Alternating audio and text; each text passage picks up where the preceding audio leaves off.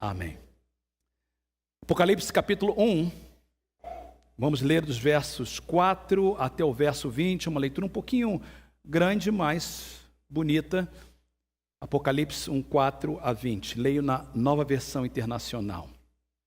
João, às 7 igrejas da província da Ásia, a vocês, graça e paz da parte daquele que é, que era e que há de vir, e dos 7 Espíritos que estão diante do seu trono, e de Jesus Cristo, que é a testemunha fiel, o primogênito dentre os mortos e o soberano dos reis da terra. Ele nos ama, e Ele nos libertou dos nossos pecados por meio do seu sangue, e nos constituiu reino e sacerdotes para servir o seu Deus e Pai. A Ele, Jesus, sejam a glória e o poder para todos sempre, que todos digam amém. Eis que Ele vem com as nuvens, todo olho verá, até mesmo aqueles que o traspassaram, e todos os povos da terra se lamentarão por causa dele, e assim será, amém. Eu sou o Alfa e o Ômega, diz o Senhor Deus, o que é, o que era, o que há de vir, o Todo-Poderoso. Eu, João, irmão e companheiro de vocês no sofrimento, no reino e na perseverança em Jesus, eu estava na ilha de Patmos por causa da palavra de Deus e do testemunho de Jesus. E no dia do Senhor, domingo, eu achei-me, no dia do Senhor, domingo, eu achei-me em espírito. E eu ouvi por trás de mim uma voz forte, como de trombeta, que dizia: escreva num livro o que você vê e envie a estas 7 igrejas: Éfeso, Esmirna, Pérgamo, Tiatira, Sardes, Filadélfia e Laodiceia. Eu voltei-me para ver com quem falava comigo. E voltando-me vi 7 candelabros de ouro, e entre os candelabros alguém semelhante a um filho de homem, com uma veste que chegava aos seus pés e um cinturão de ouro ao redor do peito. Sua cabeça e seus cabelos eram brancos como a lã, tão brancos quanto a neve. Seus olhos eram como chama de fogo, seus pés eram como bronze numa fornalha ardente, e sua voz como o som de muitas águas. Tinha em sua mão direita 7 estrelas, e da sua boca saía uma espada afiada de 2 gumes. Sua face era como o sol quando brilha em todo o seu fulgor. Quando vi, verso 17, eu caí aos seus pés como morto. Então ele colocou a sua mão direita sobre mim e disse: não tenha medo, eu sou o primeiro, o último. Eu sou aquele que vive, estive morto, mas agora estou vivo para todo sempre, e tenho as chaves da morte e do Hades. Escreve, pois, as coisas que você viu, tanto as presentes como as que hão de acontecer. Este é o mistério das 7 estrelas que você viu em minha mão direita e dos 7 candelabros. As 7 estrelas são os anjos das 7 igrejas, e os 7 candelabros são as 7 igrejas. Amém. Todo mês de dezembro, quando chega assim no final do ano, eu gosto de meditar no livro de Apocalipse, por 2 razões.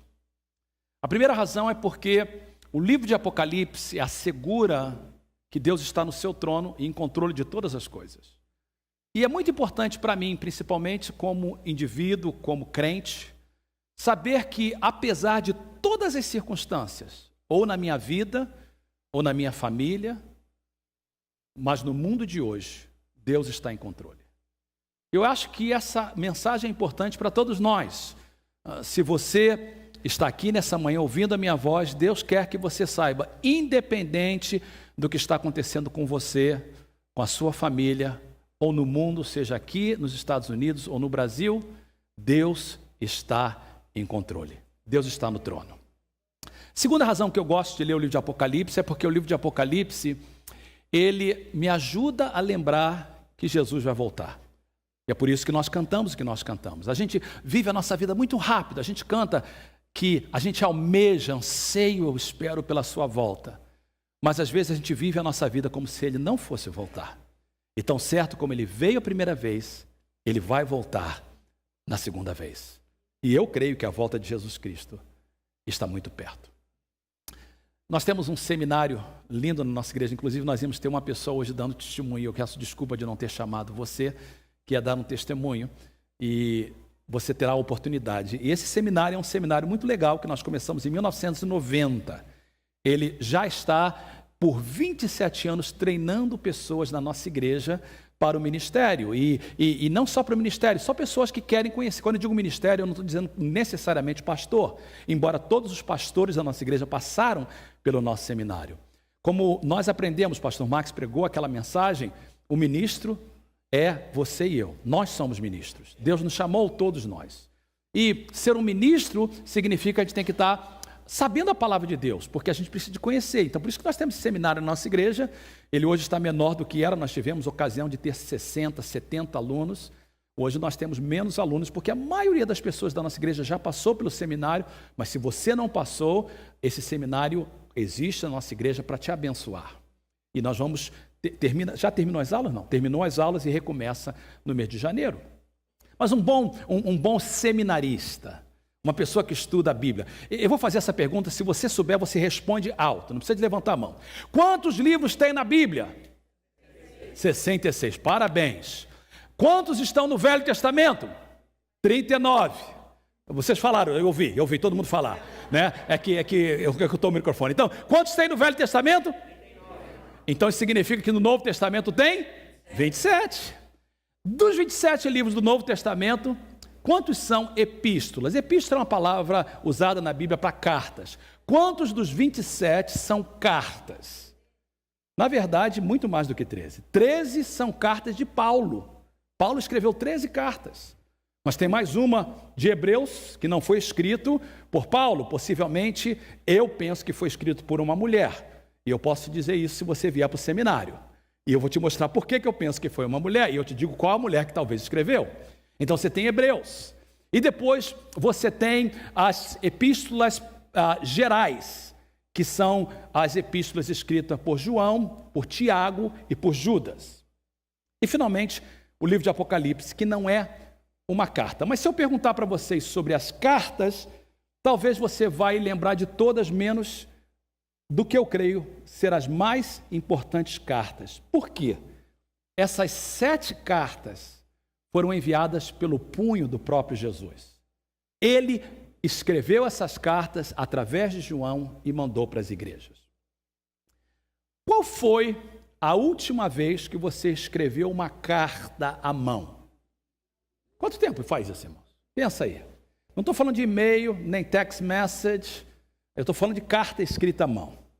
Qual foi a última vez que você recebeu uma carta escrita à mão? Não conta PG&E, bill, conta para pagar, isso não. Isso aí a gente nem quer receber. Mas quantos de nós recebemos ultimamente uma carta escrita à mão? Há muito tempo, não é? Por causa da tecnologia. E ainda bem, porque a minha letra, você precisa do Espírito de Deus para te dar discernimento. Eu tenho uma letra muito, muito feia. A culpa não é minha, a culpa é da minha professora que me alfabetizou. Então, graças a Deus que eu não tenho mais que escrever carta à mão. A carta que eu vou falar hoje é uma carta que eu creio que Jesus está escrevendo para nós como igreja. É uma carta especial. E essa carta está no livro de Apocalipse. Eu não queria que ninguém aqui tivesse medo do livro de Apocalipse, mas que você visse o livro de Apocalipse como um dos livros mais lindos da Bíblia. Existem 4 formas de você interpretar o livro de Apocalipse. Primeiro, as pessoas, tem algumas que veem o livro de Apocalipse como algo preterista. Pretério significa o quê? Passado. Então, tem pessoas que leem o livro de Apocalipse pensando que tudo que tem a ver já aconteceu no passado. Uma segunda forma de interpretar o livro de Apocalipse, a maioria das pessoas fazem assim, é futurista, ou seja, tudo que está no Apocalipse é para o futuro. Existe uma terceira forma de interpretar Apocalipse, que é histórico, achando que o livro de Apocalipse revela a história da humanidade. E a quarta forma, e eu falo isso porque eu quero que você tenha amor pela palavra de Deus. Eu amo a palavra de Deus.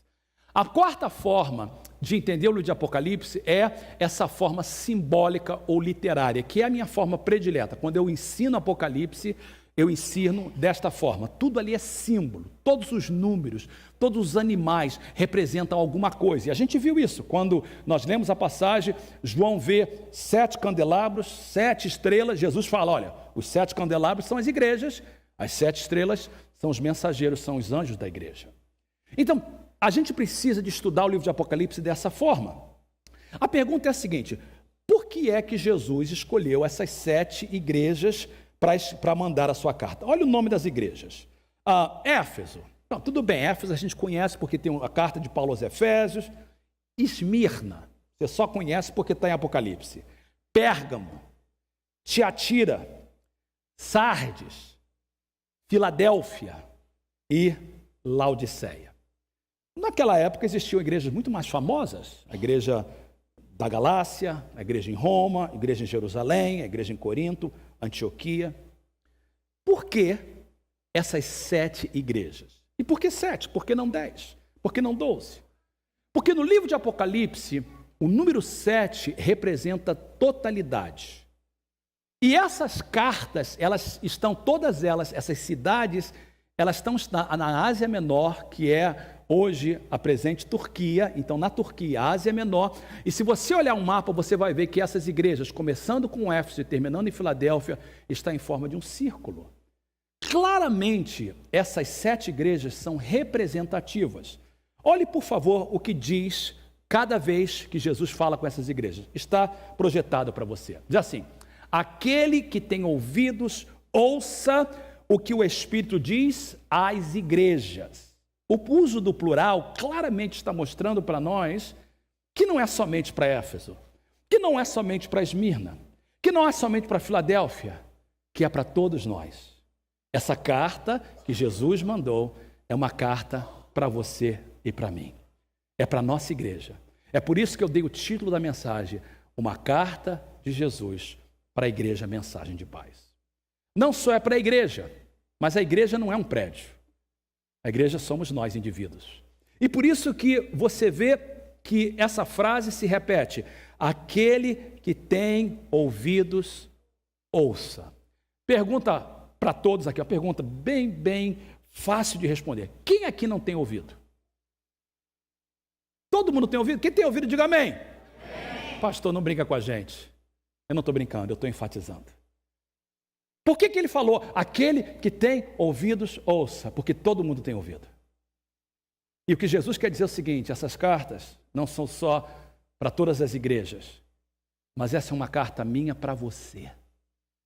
E eu quero te dizer nessa manhã que Jesus está mandando uma carta para a nossa igreja, a mensagem de paz. E Ele está mandando uma carta para você. E eu quero que você ouça o que Ele quer falar conosco nesta manhã. Um contexto para você entender o que está acontecendo. Essas 7 igrejas eram 7 igrejas que estavam em 7 cidades existentes no primeiro século. Éfeso, Esmirna, Tiatira, Pérgamo, Sardes, Filadélfia, Laodiceia. Eram cidades da Ásia Menor e havia uma igreja em cada uma daquelas cidades. Possivelmente João viveu em Éfeso e ele conhecia todas essas igrejas. Essas igrejas estavam vivendo sob uma pressão terrível. Por quê? Esse é o final do primeiro século, mais ou menos do ano 90 e pouco. O imperador romano queria a adoração como se fosse Deus. O termo é kurios, que é traduzido para nós como Senhor.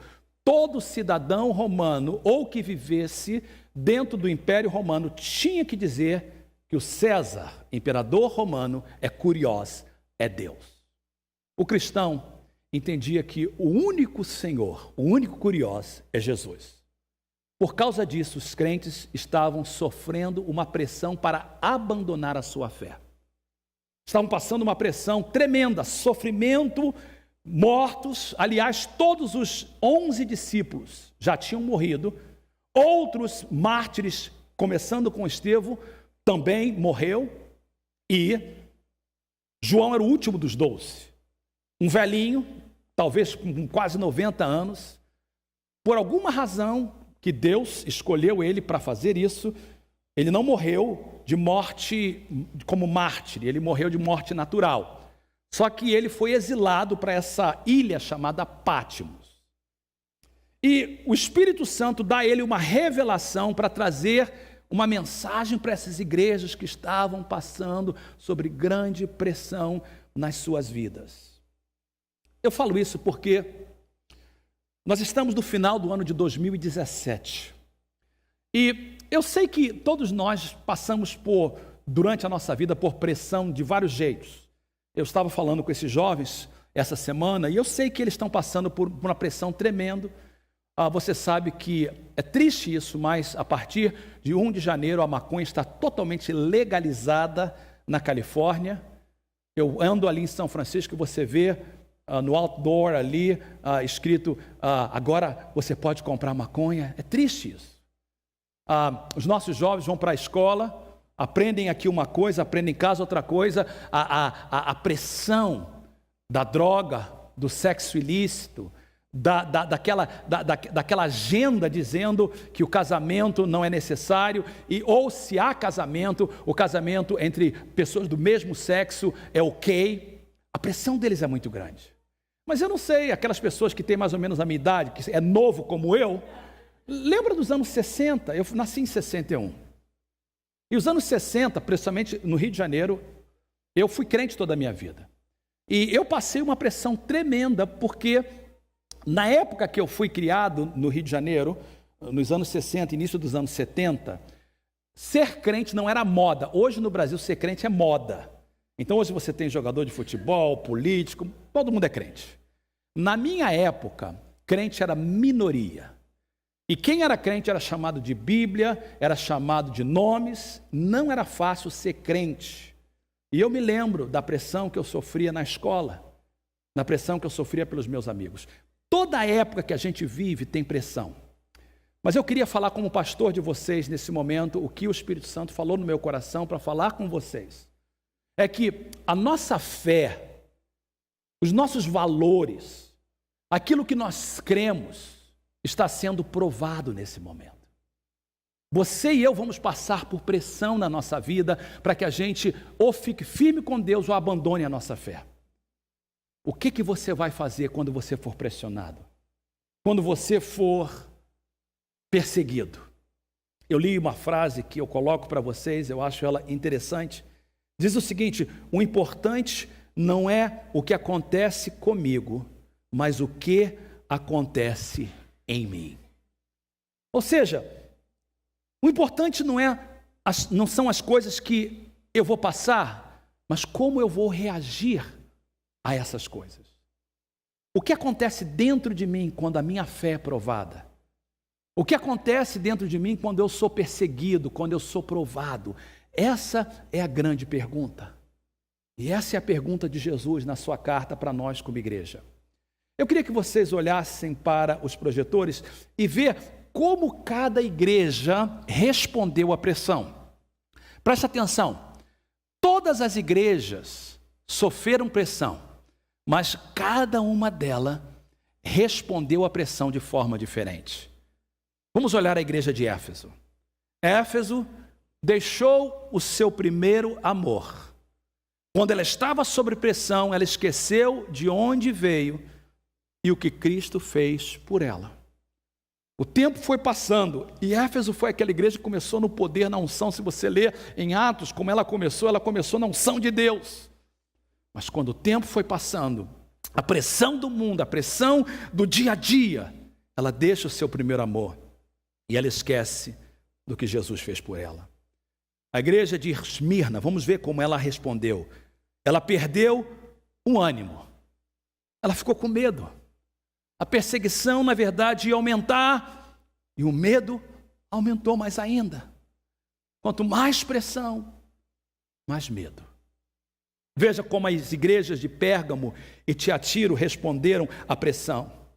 Essas igrejas negociaram a fé e, por causa da pressão, elas se comprometeram com o mundo. Elas negaram o que elas criam e, aos poucos, elas voltavam para a velha maneira de viver. Veja isso, queridos. Uma igreja esquece o seu primeiro amor. Outra igreja reage com medo, e essas duas igrejas reagem negociando a fé, se comprometendo e voltando à maneira que elas viviam. Olha como é que Sardes reage à pressão.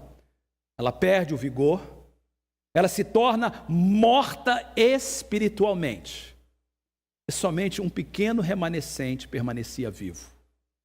Os membros da igreja em Sardes eram uma igreja, tinha um pastor, mas a maioria dos membros daquela igreja eram mortos espiritualmente. Vinham à igreja todo domingo, possivelmente até mesmo davam seus dízimos, mas não tinha vigor, não tinha vida espiritual.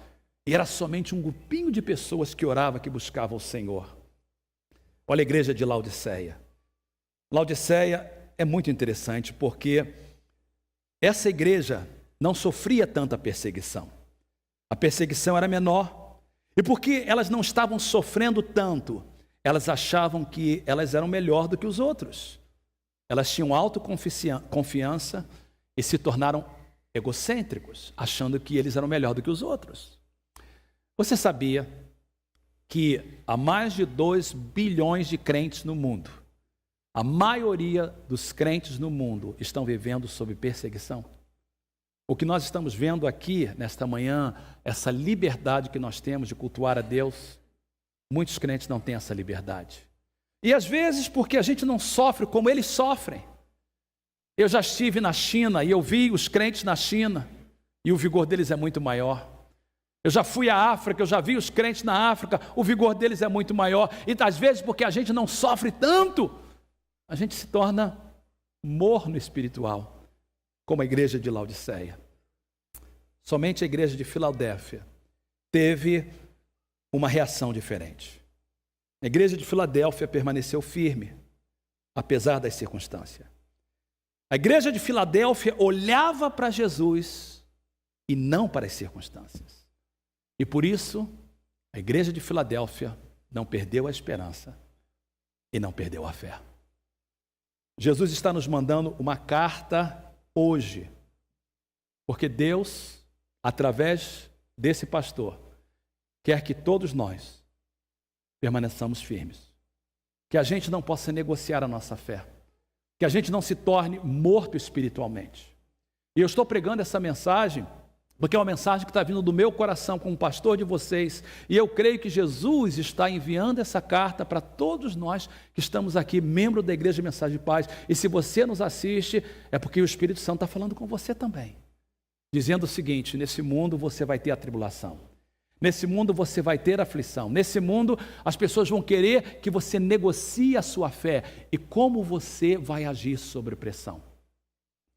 Nesse ano de 2017, aconteceram muitas coisas que a gente ficou coçando a cabeça dizendo: por quê? Eu falei para vocês na semana passada daquele irmão lá no Brasil, o Tiago, da Igreja Luz para os Povos no Serrinha, que foi raptado e depois morto a tiros pela polícia. Quando eu falei para vocês, eu não tinha detalhes, eu não sabia, porque eu não tinha visto ainda os vídeos. E depois a história ficou bem clara que um menino de 14 anos e outro de 12 foram os ladrões. Pensa nisso, 14 anos de idade, menores de idade. Entraram na chácara dele, em Senador Canedo, queriam levar o menino dele de 10 anos como refém. O pai interviu porque ele pode dirigir e o menino não foi levado, o pai foi levado. A mãe, logo depois dele ser levado, ligou para a polícia e disse: olha, meu esposo está sendo levado como refém, o carro é tal, tem os meninos atrás armados, e descreveu todos eles. E a gente viu os vídeos, a polícia militar vai atrás deles, chega num posto de gasolina para eles, e no vídeo está claro, a polícia chega na frente, não faz pergunta e simplesmente atira e mata todos eles, incluindo o nosso irmão. Como fazer sentido de algo assim? Como fazer sentido de algo assim? Nós lembramos daqueles 50 irmãos que estavam na igreja em Texas, num culto como esse, quando entra um maluco e mata mais de 20 e fere todos eles.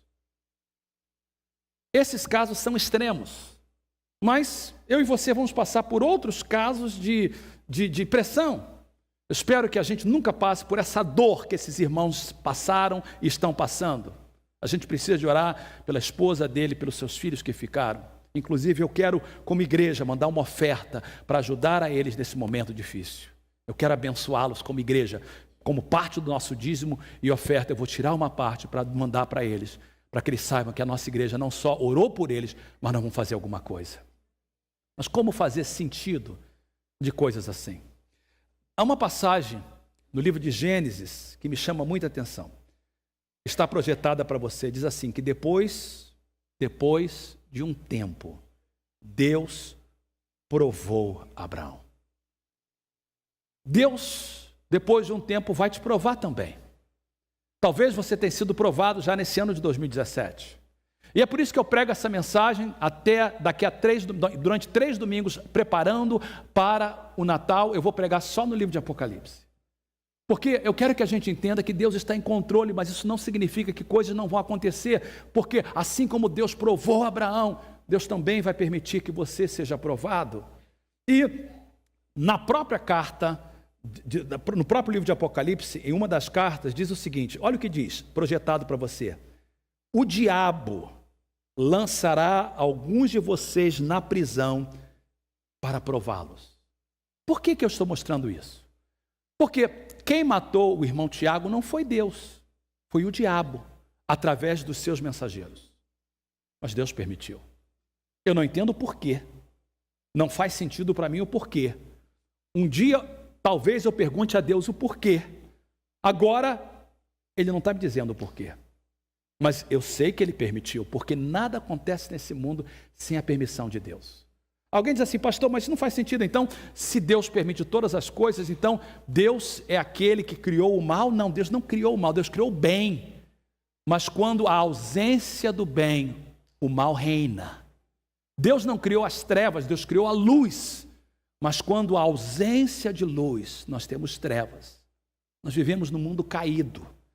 E porque nós vivemos num mundo caído, nós temos consequências do pecado. E às vezes Deus vai permitir, porque é consequência de escolha, mas eu quero garantir para você que no final, tudo vai dar certo. Todas as coisas concorrem para o bem daqueles que amam a Deus. Eu sei que essa irmã que perdeu o seu esposo não entende isso agora, mas eu sei que todas as coisas concorrem. Deus está no trono. Não importa se foi Deus que iniciou a prova ou se Deus permitiu a prova. A prova às vezes vem de Deus, às vezes vem do diabo, permitido por Deus. E a pergunta que eu tenho para vocês é tão importante que eu gostaria que vocês vissem, por favor. Como nós, e eu falo nós como igreja, mensagem de paz. Como nós, como crentes, agiremos sob pressão. Em 2018, no final de 2017 e durante todas as nossas vidas.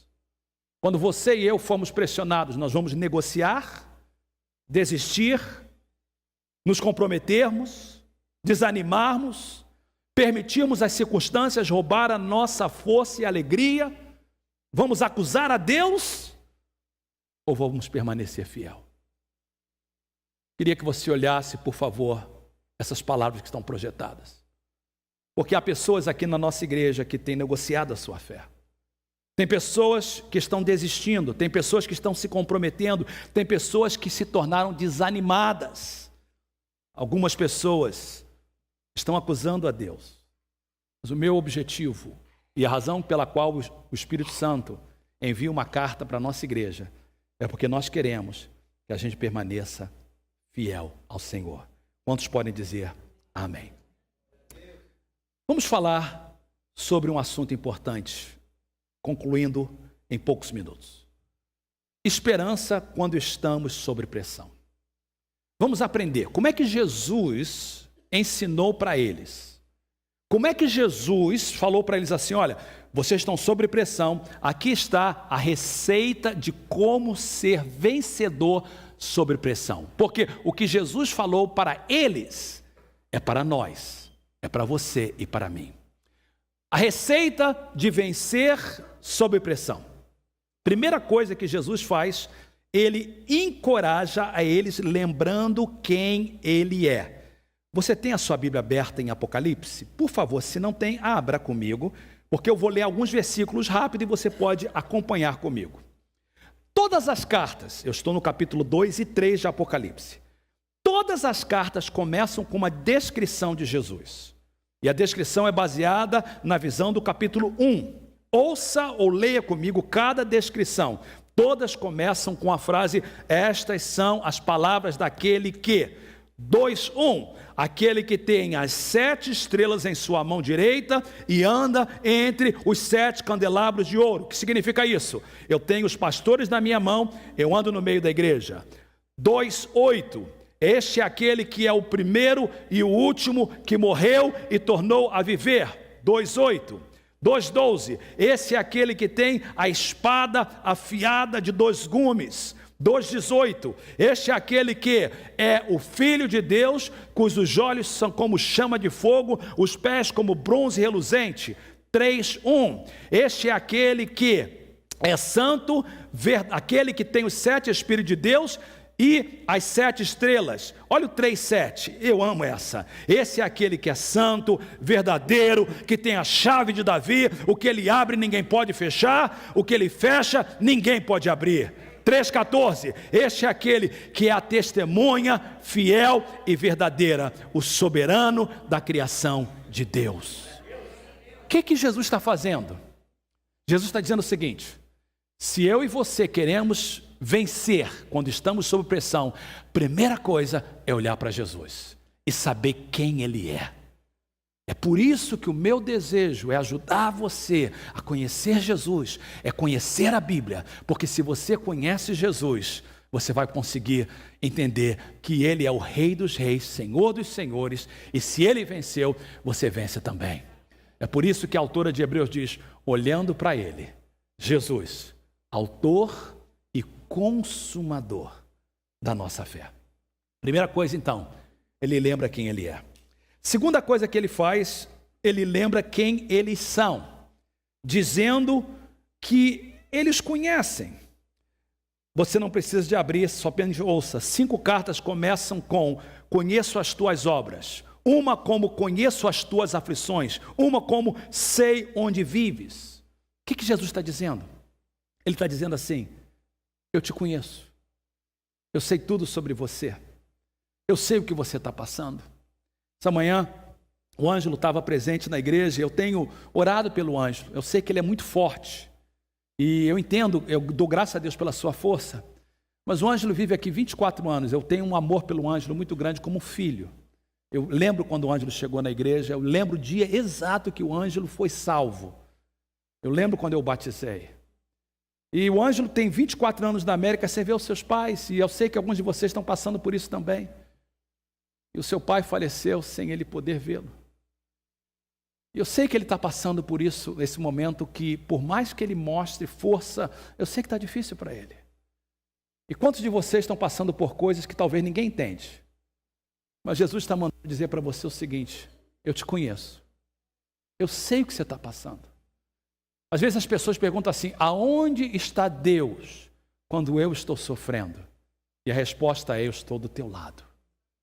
Eu estou do teu lado. Eu choro com você. Eu entendo a sua dor. Então, se você quer ter vitória sobre a opressão, primeiro, olhe para Jesus, entenda quem Ele é. Segundo, Ele manda dizer para você e para mim, Ele manda dizer para a igreja mensagem de paz: eu conheço vocês. Eu sei o que vocês estão passando. Eu sei a pressão que vocês estão passando. Para você que até hoje ora por a legalização, e você acha que ninguém entende. Eu sei que para mim, eu sou suspeito a falar isso, mas eu quero que vocês entendam como pastor de vocês, que eu entendo isso, mas eu não sou como Jesus, mas Jesus entende muito mais. E Ele sabe da sua aflição, Ele sabe que você tem orado, e tem buscado, tem acreditado, para que o Senhor te dê a legalização nesse país. Jesus sabe o que você está passando. Eu creio que a vitória vai chegar, e ela não depende do presidente da república, ela depende do Senhor. E a única coisa que o Espírito Santo diz agora é o seguinte: se eu te quero nesse país, eu vou te manter nesse país. Ele é o Deus que te entende. Nós temos inúmeros testemunhos de Deus fazendo vitória na sua vida. Então entenda que Jesus sabe a tua dor. A terceira coisa que ele faz, ele diz para eles, não os que eles precisam ouvir, mas não o que eles querem ouvir, mas os que eles precisam ouvir. 5 vezes ele traz palavras de admoestação, mostrando o que estão fazendo errado. Ele também reconhece o que eles estão fazendo certo e os parabeniza por isso.